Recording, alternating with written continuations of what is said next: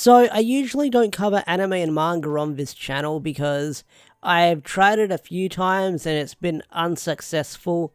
But this one I feel like I've got to talk about because it is Toku related, it is Sentai related, it is Power Rangers related in a way, and that is Go Go Loser Ranger, or aka Reject Ranger. Now, I had never heard of this series before until I saw it floating around on Twitter that it's getting an anime, and I was like, oh, this looks pretty cool, should I check it out? And a lot of people told me to check it out. So, I went in completely blind, and it's been a long time, I'd say kind of a long time, it's been a while since I've gone in blind with a manga series without knowing the context of it. I think the last time I did that was with Kaiju number 8, and I love that series as well. But this one, I am just loving where this series is going because it is pretty freaking impressive so far. The artwork, the story, and overall the characters has got me involved as well. So, what is Reject Ranger about, or Go Go Loser Ranger? Well,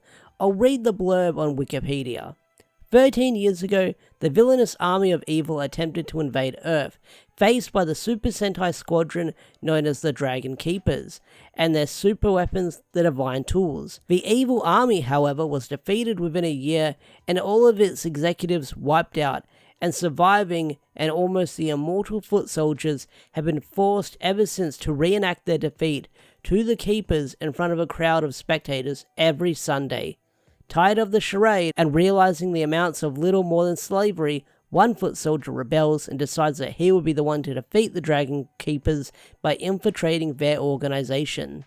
Now, when I first heard of this series, I was told this was kind of an underdog story, so hearing that it's called Reject Rangers or Go Go Loser Rangers, I thought this was going to be sort of like the underdog story, sort of like a parody of Super Sentai, and it's going to have some comedy and stuff involved, but also playing to the tropes of Sentai and Toku and stuff like that, and I was totally wrong. Totally wrong indeed. And the first episode kind of builds up like you're sort of getting some kind of Super Sentai series, but then when you get to the end of the chapter and you find out what Duster's motivation is, then it kind of makes sense. And the first volume is kind of very lighthearted without getting into too much spoilers, because there's not much violence here and there. I mean, monsters get destroyed, but then when you get to volume 2, I think roughly about chapter 5 or chapter 6, there's a scene where a dude gets his head caved in and blood goes flying everywhere. And after that, it kind of shows that the gloves are going to be off and this series will contain blood.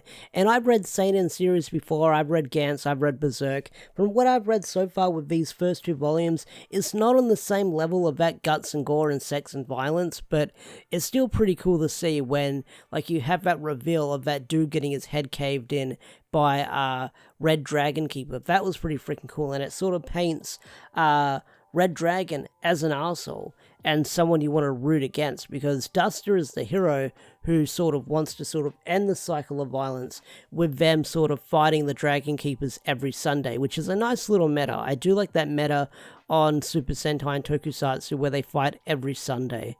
That's pretty neat. But the artwork is really freaking cool. But not only that, the characters from what I've met so far, I'm really enjoying them. And I do like how each Dragon Keeper team has their own squadron and they have their own little ranks. So they've got their own unique cast of characters on each team. So I've met some of them, I want to say, at the end of Volume 2. And I can't wait to meet more of them and learn what these characters are fully about and their personalities. I'm hoping that the cast of characters doesn't get too crazy, so that means I have to remember and follow all these characters that show up, but you never know. But I really do enjoy this series because, like I said, I had no idea what I was getting into, and from what I've read so far, where Duster's main mission is to get the divine god tools, or whatever they're called, to defeat the Dragon Keepers, is something I'm really enjoying as well. And not only that, I've met Hibiki, I believe their name is, and they've become an ally, slight spoilers. And then there's also Yumiko, I believe her name is, where she's a fan of monsters, and her motivations aren't that clear from what I've read so far. She's still a huge mystery, so I'm wondering what's up with her. But not only that, I'm hoping that as I keep reading, it's going to flesh out more of the Sentai team throughout the show, because even though Red is the arsehole, not all of them have been painted as arseholes so far. I mean, I've met Pink and learnt her identity. She seems pretty cool. And the other characters do seem pretty cool as well. I do love their suit designs. But this series I'm definitely going to enjoy. Like, I've heard it's getting an anime adaptation later down the line, so I can't wait to watch that. Will I review the anime series on the channel? Possibly, maybe, you never know. But like I said, anime and manga don't do well on this channel. But I'm definitely going to read Volume 3 when that comes out in the next couple of weeks. Will I do a review on it and give my thoughts on the series so far? Possibly, I might do that. Like, after each volume I read, I'll give my thoughts on it. Will I cover the series as it comes out? Probably not. That might give me burnout by reviewing it every week. I might just keep up with the series at my own pace, and just read it by release of English volume, unless I get to a certain part in the series at the end of a certain volume, and I was like, oh my god, I gotta keep reading.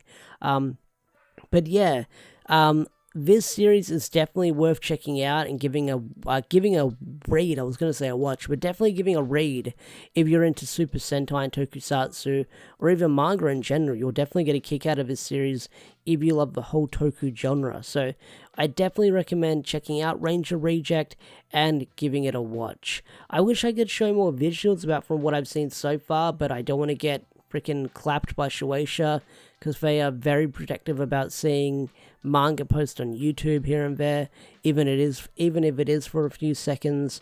So I'm just going to say, check out the manga, highly recommend it.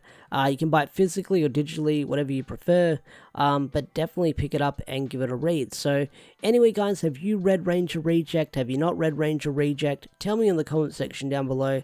I'd love to hear your thoughts and opinions. With that said, I'm going to bring this video to a close. If you enjoyed this video, hit that like button, subscribe to the channel if you're new, and I'll see you guys later. Peace out, take care, bye.